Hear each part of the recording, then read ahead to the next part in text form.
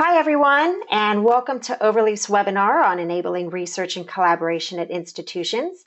I'm Marianne Baines, Chief Marketing Officer at Overleaf, and I will be your host for today's webinar. We appreciate you joining us. We have a great group of speakers lined up who will discuss their experience and insight on 21st century authoring at institutions.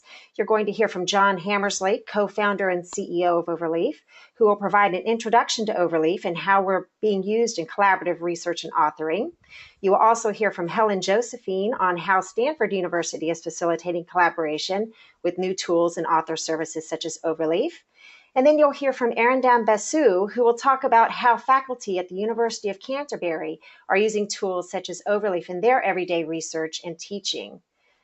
We plan to have all three speakers present, and then we'll have a question and answer period at the end. So if you have any questions that come up during any of the presentations, please write those in the chat box on the right side of your screen at any time, and we'll get to those questions at the end of the webinar. So we're going to go ahead and get things started with John Hammersley. John has always been fascinated by science, space, and exploration in technology. And after completing a PhD in mathematical physics at Durham University in 2008, he went on to help design and build the world's first driverless taxi system, which is now operating at London's Heathrow Airport. John is now making it easier for scientists to collaborate and publish online as CEO and co-founder of Overleaf. And he was named one of Bookseller's Rising Stars of 2015. He's a mentor and alumni of Bethnal Green Ventures Startup Accelerator in London. And in his spare time, he dances and occasionally teaches West Coast Swing. So, John, I will pass it over to you. Thanks, Marianne, and hello, everyone. I hope you can all hear me okay, and I'm going to crack on. So I'm going to talk a little bit about Overleaf and a little bit about how cloud-based tools and services are helping collaboration amongst authors and students and researchers around the world. So, as Marianne said, I used to work on driverless cars. I'm a mathematician originally, and when I was doing my research, I was working with other people around the world. And as I'm sure you're all aware, the internet has really been helping global scientific collaboration really develop over the past few years. There are now more connections between more researchers, based in universities in different countries all over the world. And this trend is being reflected in studies that have been done by different bodies. So this is a study conducted by the Royal Society, and they looked at the proportion of the world's papers produced with more than one international author, and they saw that this trend has continued to rise, pretty steadily over the last 20 or 30 years. And they also found that those papers with more collaborating authors tended to have higher citation accounts and tended to have been more widely shared within the literature. And these trends aren't just on an international scale. The NSF did a similar piece of research and found that the proportion of articles authored from multiple US institutions has also been increasing over the past 20 or 30 years. But if you've ever written a paper or ever written a collaborative grant application or a research report, I'm sure you'll appreciate that it's not the easiest process in the world. I love PhD comics. This is a great one, I think, just illustrating some of the challenges that two people have collaborating even within the same department. And we've all, I'm sure, got folders stuffed full of files with file names similar to that one in the bottom right. And what are some of those problems that authors see? So one of the real obvious ones is just creating multiple versions of the same document. So you end up with endless copies on your computer, on another computer, on someone else's computer. And you have long email chains passing these files around. It can be difficult to maintain formatting and typesetting, especially with different people copying and pasting in content from different places. And then maintaining references and going through rounds and rounds of revisions just keeps adding to the complexity. And this affects not just the collaborative process between authors, but also that collaborative process between reviewers and publishers and readers to get a research paper out and complete from conception through to publication. And this isn't just research papers either. So, for example, a student's thesis needs to be written, needs to be reviewed, needs to be published, and needs to be distributed. And all the way through, there are these individual copies of that paper going through this process. But the cloud allows this to change. So the cloud allows you to put the document at the center and give different people access to it at different times, with different privileges to do the jobs that they need to do. So whether this is authors collaborating together during the conception and during the writing of the paper, whether it's reviewers collaborating together to review the paper and provide feedback to the authors, or whether it's publishers and editorial teams collaborating to provide feedback on and corrections on layout and formatting, or whether it's simply readers accessing the latest version of the document and making sure that they have the most up-to-date copy when they come to read it. And this is what Overleaf's doing. So Overleaf is an online collaborative writing platform that makes it easy for researchers, students, faculty, and teachers to collaborate on the different documents that they need to write. You simply write your paper on the left-hand side and see a typeset version of that paper appear on the right-hand side according to whatever template it is you're using. So here it's a 2-column research article that's being collaboratively authored. So what is Overleaf doing, with this collaborative writing tool? So I think one of the big benefits that we found when we used it with our lab and with others was that you just have that one version of the document. You don't email files back and forth. You simply send someone the link to their paper, link to this paper, and they can edit at the same time. Because it's based on LaTeX, and the typesetting is done automatically in the background, so you see that typeset version whilst you're going. Because it uses LaTeX, you get automatic reference styles and citations links, and many of the benefits of that software built in. We also added things like track changes, real-time commenting, and all the sorts of features that you need in an editor in order to be able to not just author it, but also to review it. And then it's worth saying finally that there's no local software installation required. You simply go to a web browser, go to overleaf.com, and you can start writing straight away. And it's really grown, really remarkably. So over the past 3.5 years, we've seen nearly 5 million documents created on the service by about 500,000 authors. And those are spread all over the world, so not just concentrated in one particular country, but really distributed in many different places.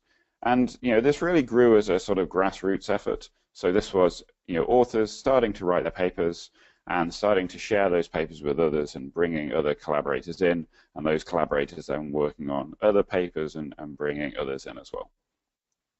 And we now see through some of the tools we provide to universities, that these users really do go across many different fields and many different disciplines.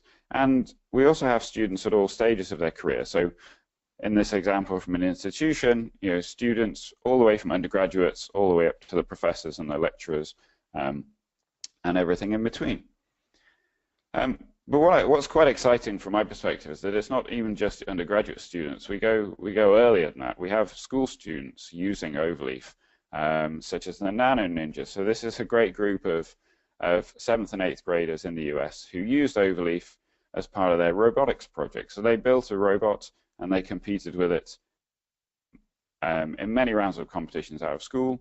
And as part of that competition, they had to write up an engineering notebook that recorded their journey. And they wrote that engineering notebook on Overleaf and published it on the site so that other teams from next year or the year after can use this as an example to help them write their engineering notebook and help them be inspired by what the Nano Ninjas did.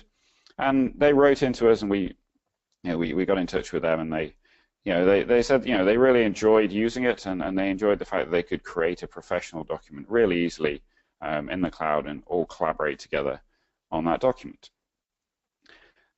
Now, the more traditional use, which is what we started out using it for, and what we expected people to use it for, was research papers. So we have many researchers using Overleaf for their research papers. This is an example of a 62 co-author paper that was written on Overleaf by all those authors.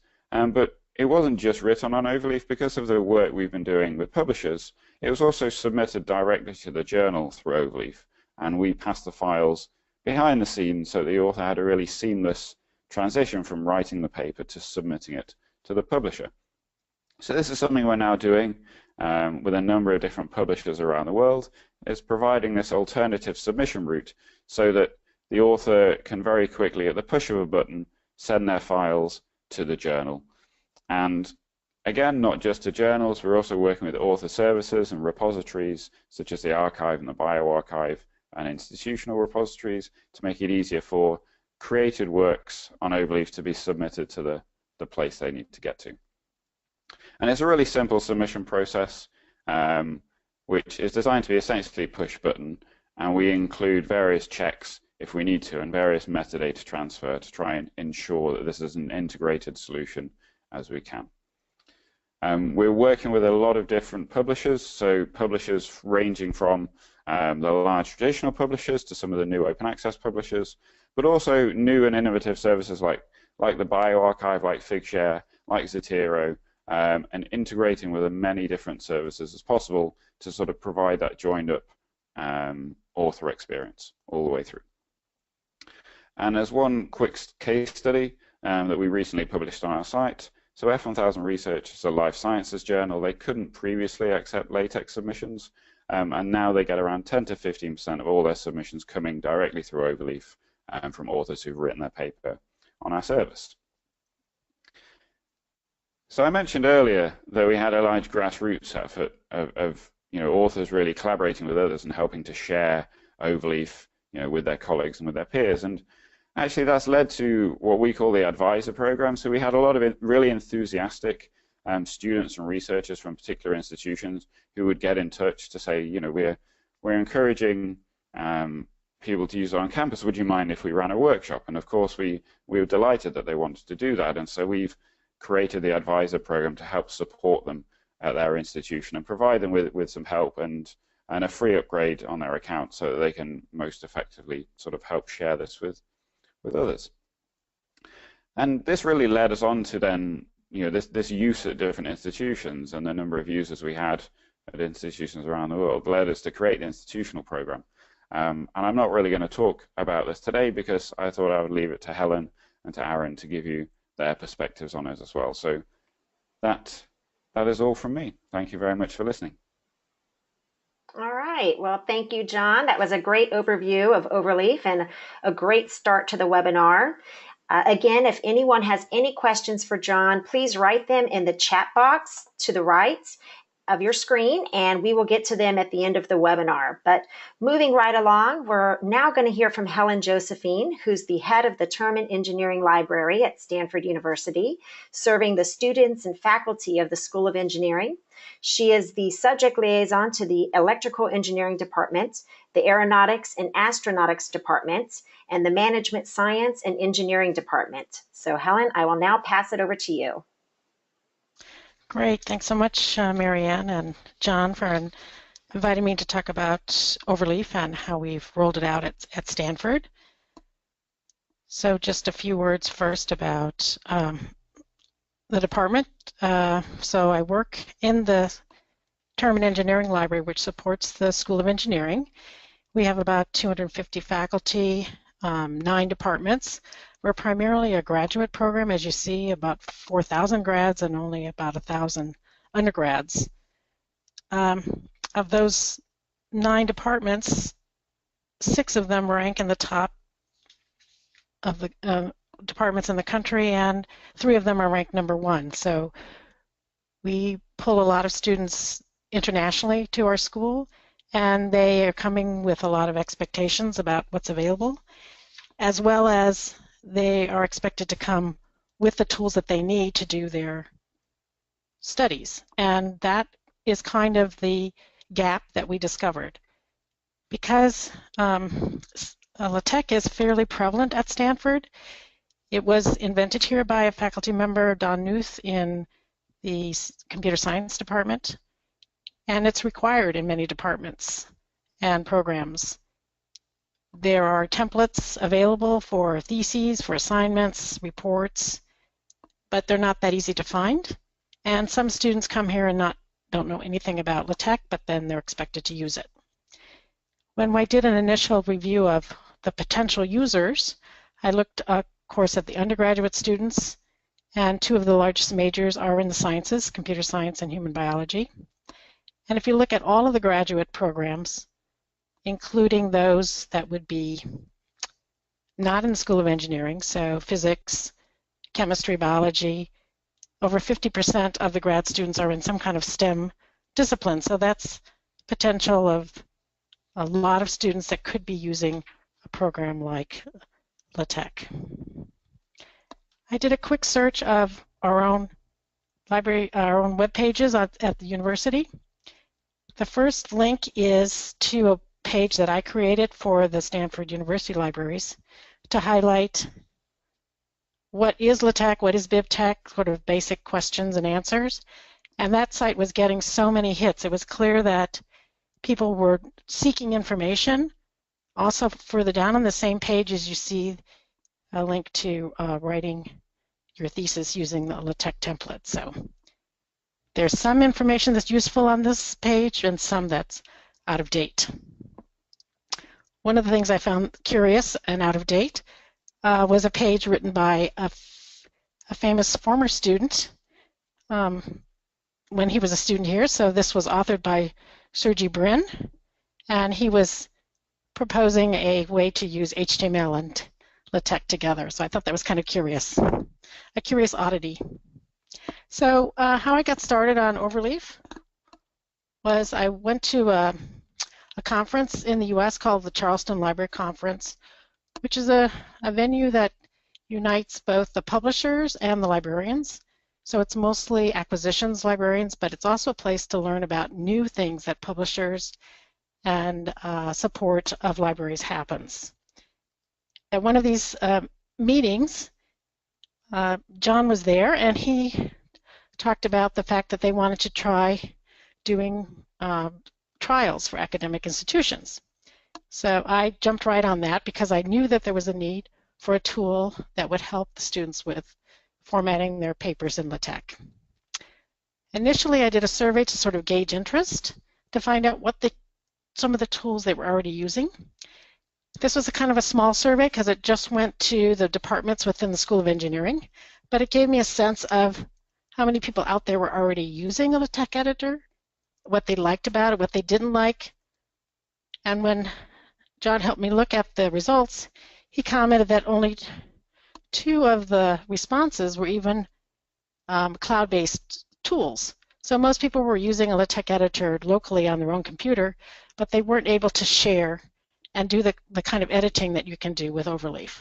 So again, we learned something from that that was very useful to move us forward.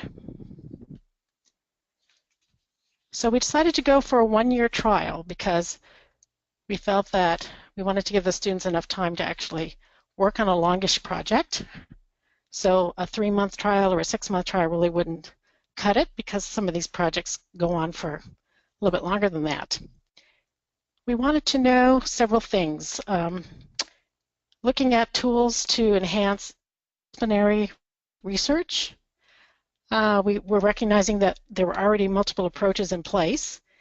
So we wanted something that would work with what they were already used to working with. A tool that would appeal to all levels of expertise, from the very beginning person to someone who knows all the commands by heart already.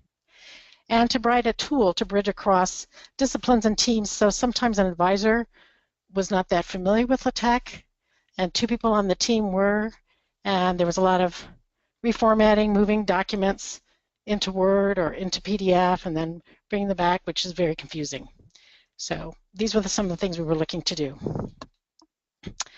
John showed this page earlier, so we ran a 1-year trial, and we did a lot of advertising on our own website about it, letting people know what the features were and what would be the advantages of joining. And of course, we got a lot of people who said, no, I don't want to join something else, but it was just try it, you know, it'll be easy to back out if you don't like it. On our homepage, we have an area where we have little ads that run. So we ran that also to highlight what was happening, and then if they did a search, they would pick up my blog post to give them more information. So our first year trial data. So based on our confirmed users, these were users who already were using Overleaf or at that time Write LaTeX. And then we announced in January that we were having the one-year trial. And then we watched all the users during that first year of the trial. And we had an amazing uptake of new users. And throughout this period, we also did a couple of surveys. So I'll be talking about those in a minute to let people know how they were using it and what kind of enhancements they would like. The first thing we did, which was wonderful, was to make easy self-registration. So it was no management overhead on my part. And if you've ever run a trial before and you had to intervene and individually enroll people, you know what I'm talking about. In this case, they just registered with their valid Stanford email address.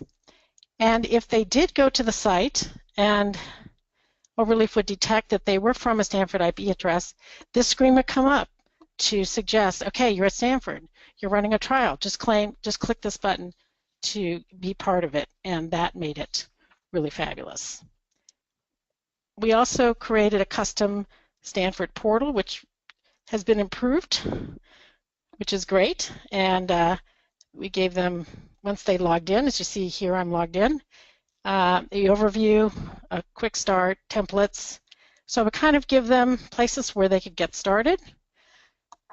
Under the templates are many of the Stanford template, like the template for the Stanford PhD theses, but also templates for NSF grants and various of IEEE publications, SPIE publications, the ones that I know the students are using a lot.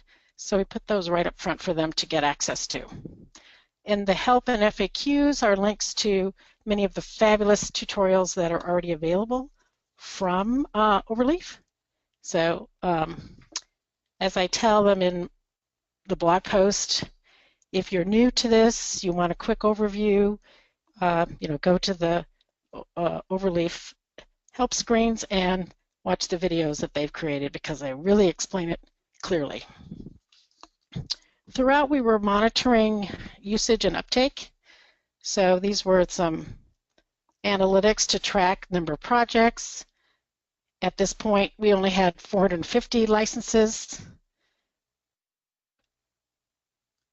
I get reminders of these metrics every month to go and look to see how the usage has increased, which I really like. The email that I get highlights how many have signed up in the previous month and what kinds of students they are. There's doctorals, undergrads, postdocs, what departments they identify themselves as being from, and how many are actually in there working on their projects. Of course, August is a slow month for us because there are no classes, but there are a lot of grad students here working and taking advantage of these tools. So we have had quite a number of signups over the summer, more than I expected actually. So our first, we did a survey then in October last year, 2015, to find out more about our users. And these were actual users of Overleaf. So working with John, designing the survey, and then the survey actually came out from Overleaf and using Qualtrics, and then they could share the results with me. So I could see which department they're from. And of course, somewhat surprised that we had other departments showing up, like the School of Education. And within humanities and sciences departments, there would be schools like, yes, physics and biology and chemistry, but also economics, sociology. So it was really starting to span a lot of more departments than I thought initially would be using the tool. I've got a few slides here of some of the feedback on the survey, and what surprised me was the number of people that took the time to give us this kind of rich user feedback. I think over 60% of the responses had written comments in addition to just ticking boxes. But it's clear that it really made a difference in being the portability of a cloud-based tool, since they could use it anywhere on campus and with international collaborators. The next slide talks more about the collaboration, the fact that it reduces the barriers between the advisors and the students. If not everyone was at the same level of understanding, they could still edit and comment on the documents.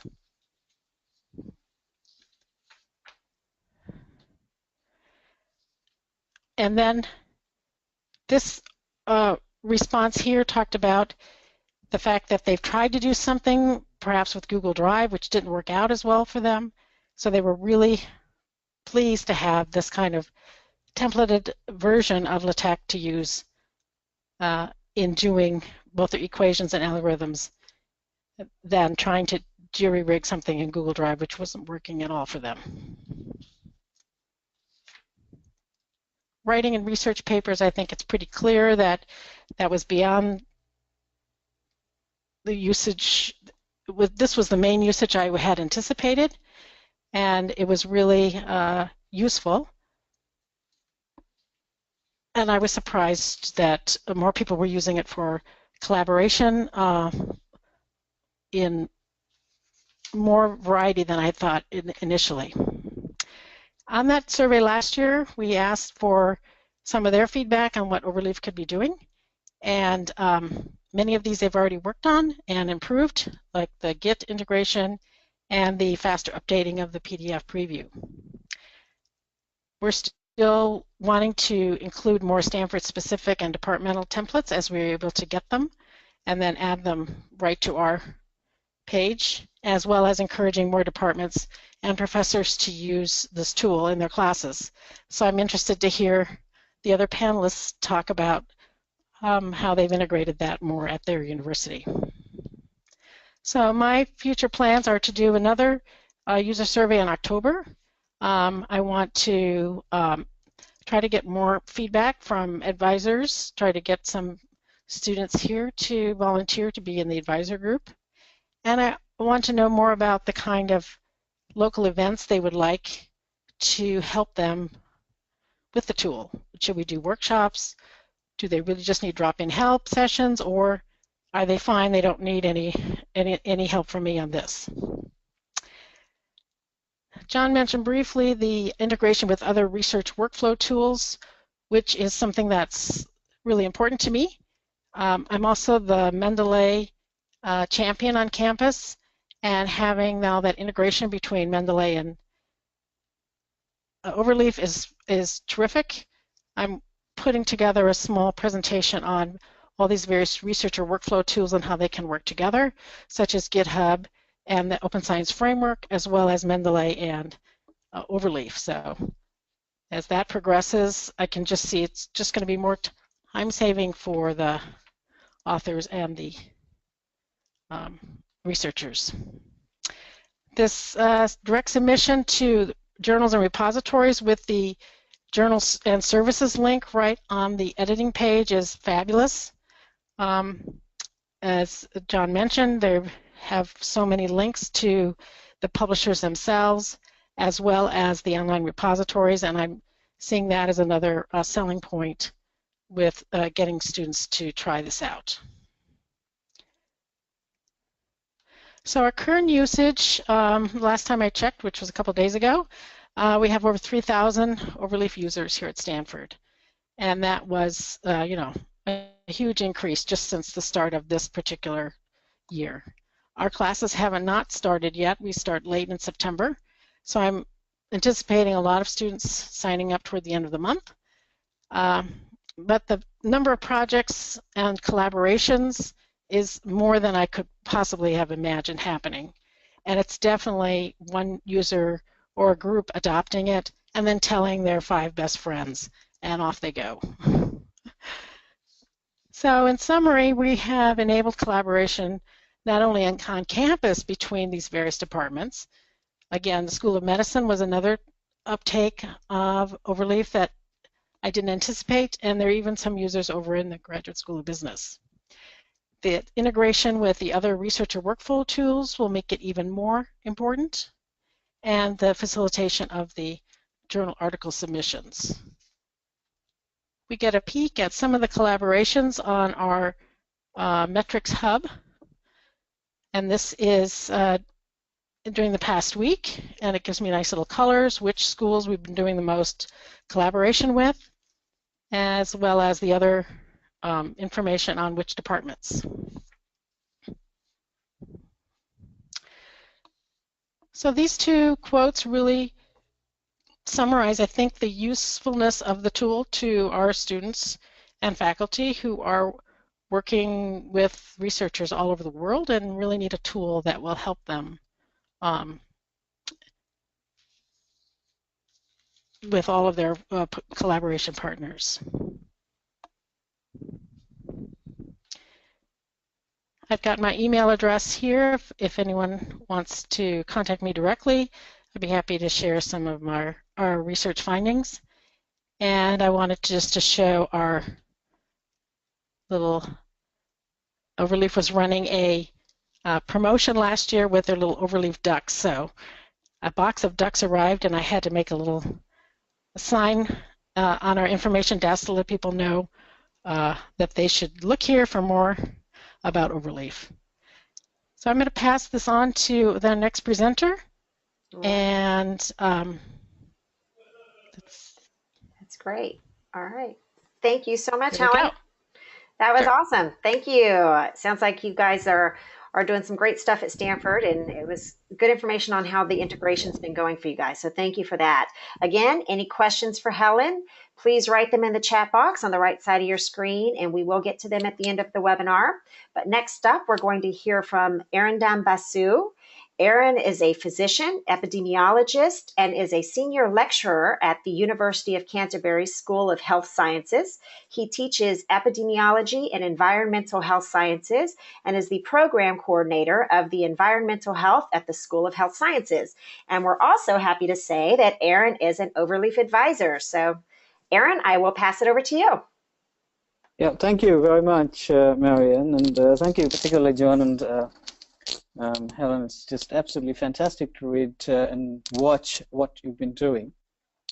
In this presentation, I'm going to talk a little bit about my personal take and what we're doing Overleaf here at the University of Canterbury, my research group and my students. And part of that is driven by the kind of a philosophy that that builds around using free and open access tools for our research and teaching. So to start with, I'll just give you a very, very quick overview as to where we come from in why we are embracing Overleaf as a tool, as a great instantiation of how a web-based, free, open access text can make a big difference in how we work. And one of the impetus for doing this kind of work came from, and it's not new to use distributed open access freedom as in the context of academe, from where we're coming from. It was Rabindranath Tagore, the Indian Nobel laureate.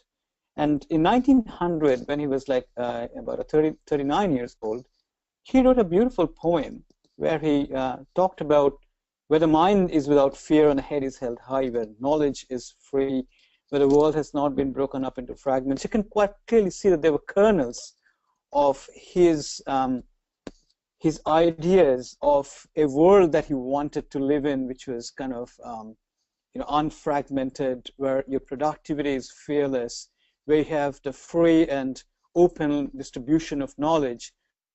But in his time, they didn't really have the tools to make that happen in the sphere of knowledge dissemination. We are very fortunate to live in a time when we can have this. One of the things that I'd like you to think about when we think in terms of working in a mind which is free of fear is loss of anxiety. For many of the tools that we use in our regular, say, research or teaching or writing up can be quite cluttered. You know, we have to think in terms of formatting it or otherwise writing it, the content and the challenges. This builds anxiety. But what about a tool that is so effortless that you keep on working at it? It automatically saves your whatever you wanted to do. You can write in free text, and you get a beautifully formatted, standardized document that gets built on the side. And then, in a click of, just by a click of a mouse, you can send this document to anybody in the world and can bring everybody and collaborate it. So all of these kind of take away the anxieties, the fears, the fettering around working with document, and leave you with a process of working that's as organic, as free as possible. The second thing that makes it happen, and where Overleaf particularly becomes important, is in fostering freedom and openness. This is Sir Tim Berners-Lee tweeting on the eve of London Olympics that the web is for everyone. So, you know, a tool that at once is built on the backbone of free text, LaTeX, but it adds a layer of like, a rich text formatting opportunity for anyone who is not quite familiar with LaTeX but can still work at it, sits on the web so that it brings everybody and you can collaborate and build beautiful collaborations and effective collaborations with your colleagues and students and everybody else. How beautiful can that be? And this is where I say that, you know, Overleaf as a tool is like one app that rules them all. It's kind of a Swiss Army knife that helps you to build your documents. You can write your presentation. You can even write process diagrams, flow diagrams. It can virtually replace your word processing needs. It can replace your need for a presentation software. As a matter of fact, this presentation was built on Overleaf. I did not use any other tool to write this. So it's web-based, it's free, it's got a nice interface. And here I can show you how I use Overleaf for teaching. Over here, for example, I'll show you that there are three topics. I've got 3 students. I mean, I've got many students. I mean, here we are showing you like 2 students who are working on two projects.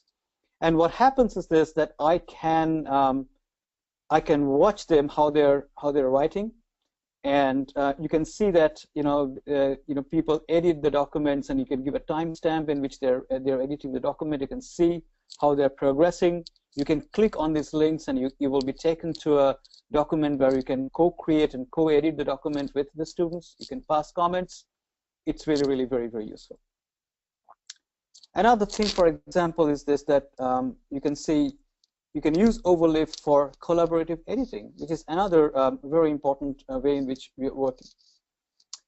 Here, for example, you see an Overleaf pane for a paper that I'm writing with one of my supervisors. He's doing a master's thesis now. You can see that on the right-hand side in the pane, the contents of his thesis has been built. In the center, he's writing the populations and methods and all that work. And on the left-hand side is a file manager where he can put in his files. And the work gets done over here. The presentation of a content will be over here. And when we are ready, we can easily submit it to journals and services. We can share it, and we can change and track the version changes. There's, it makes your life so much more easier. And we can scale up with as many people as we want. We can bring in people, and we can get things organized this way. Another thing which is very important is using Overleaf for presentation. So in fact, you can take the whole thing, entire document, you can leave it over here, and then you can style it so that it becomes it either becomes a matter of writing a paper in the form of a journal article or a report, or you can use the same document to be ported as a presentation, as we've been doing with this particular one.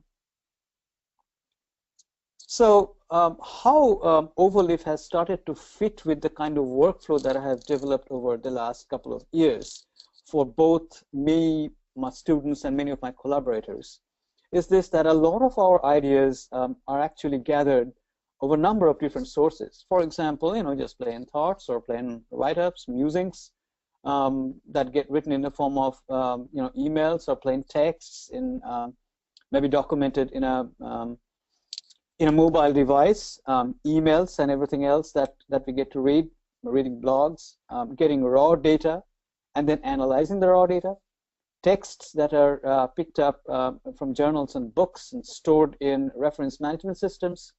Everything gets routed to a clean, plain text document. We also use what is known as a Jupyter notebook, and a Jupyter notebook is one in which you can run data analysis, write scripts, and then when it comes to presenting it to the others and bring in collaboration, we put everything, like add references, and then add collaborators, route everything to an Overleaf document, and then widely distribute it to wherever we want to distribute it. We bring in the collaborations, and then there's a cycle that gets built in that the collaborators edit on Overleaf, and then sometimes the collaborators can also, if they want, they can write on the plain text, but using a Git bridge and using tools like Pandoc, everything gets done. We share documents between Overleaf and the plain text. So what happens is eventually is this, that Overleaf becomes a center of kind of productivity when it comes to pushing it out to other people.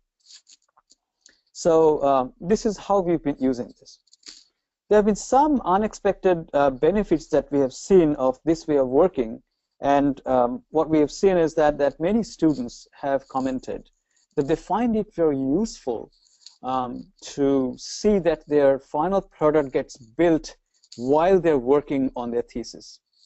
I had a 56-year student who's working at the moment studying migrant health, and he had never ever thought of writing anything in LaTeX. He had never heard about LaTeX, and we got him started writing his master thesis using Overleaf. And he not only has picked up the skills of writing it, because using Overleaf made it extremely easy for him to write his 200-page master thesis on his documentation. But also, we could take this opportunity of teaching him snippets of even our programming through the editing pane in Overleaf. How? Because Overleaf gives you a very nice messaging option, which can use that, and you can actually enable that two people sitting in two different parts of the city in two different rooms can still look at the same document and can make those changes. So actually, you could use Overleaf as a co-creating, collaborating tool, and that makes it a very, very powerful teaching tool as well. We have used Overleaf in other contexts as well, like incorporated Overleaf into the Moodle learning management system that we have in this university. So what we do is this, that we take the PDF that Overleaf creates, or the link share that Overleaf gives, and what you do is this, that you use that shareable link into an embedded unit in a learning content management system, and students can immediately start looking at the document and can contribute. Last year we organized a workshop thanks to Mary and Shelley Miller, and we had John Lees Miller, who was very kindly came and they organized again using the web-based medium, using a webinar format. And we had a lot of our colleagues who got interested. It was organized by the research committee of the College of Education. And afterwards, we had quite a few students and colleagues who came and asked me, well, can we use this? And I'm pretty sure that there have been quite a bit of interest in doing this.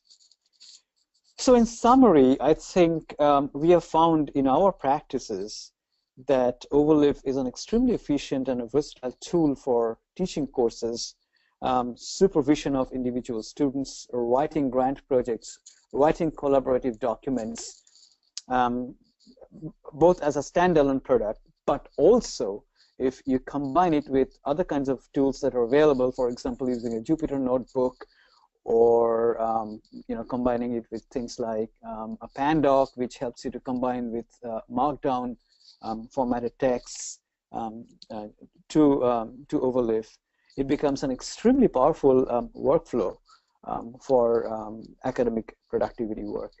I think I'd stop here. I'm very happy to take questions and observations. Thank you, Gaurav, very much. Excellent. Thanks, Aaron. It's really good to see how you guys are using Overleaf there. We're now going to go into some of the questions. And if we don't get to all the questions, not a worry, because we're going to have John, Helen, and Aaron answer them after the webinar, and we're going to send those questions and answers out to everyone.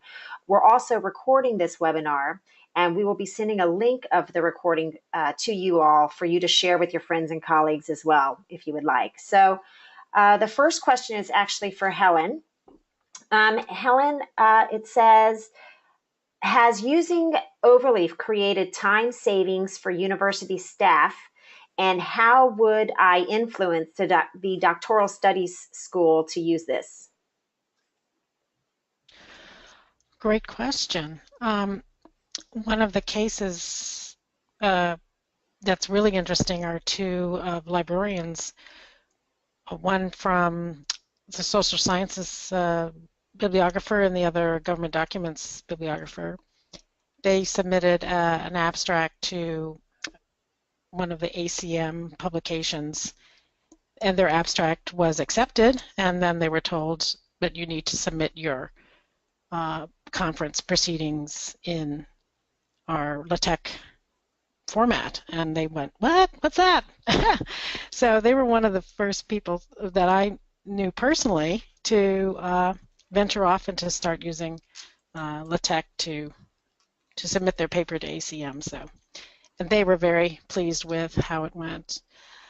As far as time saving among the staff, I think the support that I've given is pretty much just a gentle nudge in the direction of, if you really want the details on how to use this tool, look at the videos and follow along on some of the blog posts.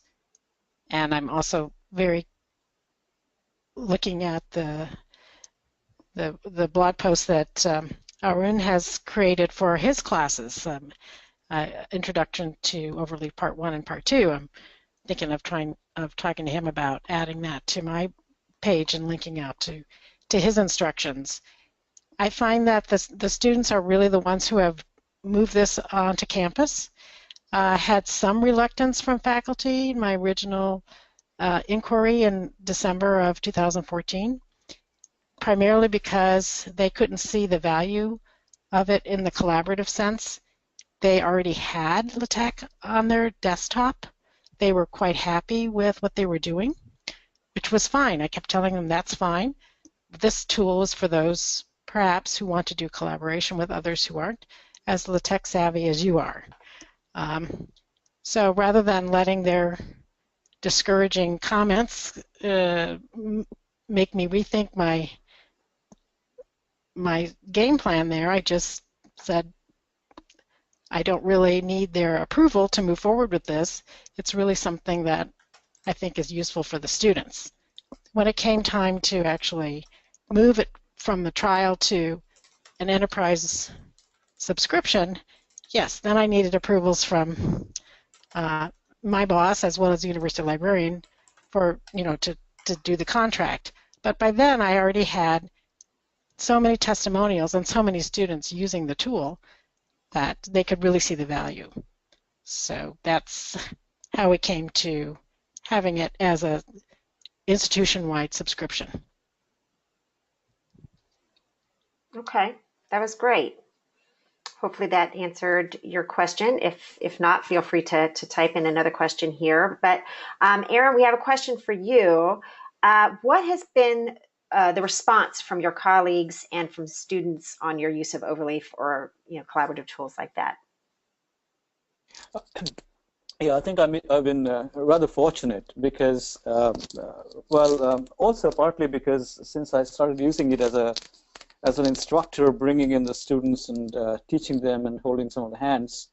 So students and colleagues have generally taken it to very, very kindly. So which is the reason why, first with the students, of course. With the students, what happened was that, I trialed it for a class of course, mature graduate students who were taking a research methods course.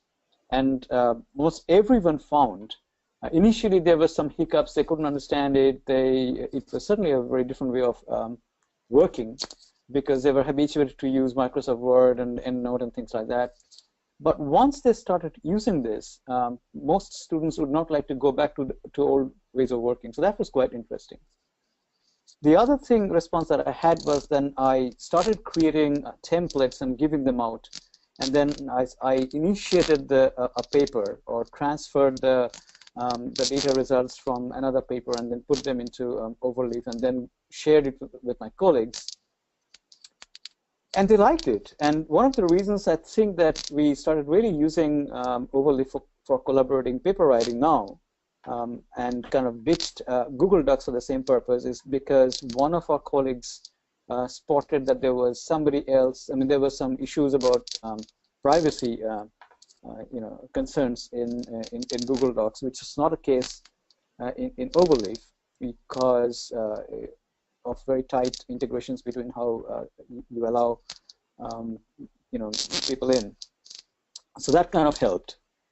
And of course, the idea that you can see a very neat PDFized paper developing was also very, very useful for most people. So yes, overall, I had good responses, but there have been questions. That is, how do I do this? How do I not do that? Which is the reason why I started writing a couple of tutorials that kind of helped people. Okay, great. All right, John, we have a question for you. It says, why is Overleaf described as free and open source when it costs to use it after a certain amount? Thanks, that's a great question. So Overleaf is free to use as an author. You can create as many projects as you want on the free account. You can add as many collaborators as you want on the free account. We do have a pro version that you can subscribe to or you can get through an institutional license, but it's definitely free to use, certainly for the majority of our authors around the world get started on the free account. And it's built on LaTeX, which is a fantastic piece of open source software that's been around for the past 40 years. And we are endeavoring to make things that we build on top of that, such as the rich comments feature that we have. That's fully compatible with LaTeX. So if you take your work and use it offline, all those comments come with it, come with the document, and you can use them if you're using LaTeX on your desktop PC as well. So we're trying to make it as interoperable as we can and as accessible to as many people as we can as well. Okay, great. And I think that is actually about all the time we have. I will be typing up all these questions, and we'll be getting answers to these and a few others as well, and sending these out to everyone. But we wanted to first thank you so much to John, Helen, and Aaron for taking the time to speak with us today, and thank you to all the attendees for joining us. If you have additional questions or would like more information about Overleaf for your institution, or want to know how do you begin or how do you start this process, that was another question that we had. Feel free to contact me at the email that's in your registration information, or you can contact us through the Overleaf website, and we're happy to provide you guys with more information about your specific institution. We can even see what kind of Overleaf use we have from your particular institution. We'd be happy to share that with you as well. So again, we will be sending out the questions and answers and a link to the recording shortly. Thanks again to everyone, and I hope you all have a great day.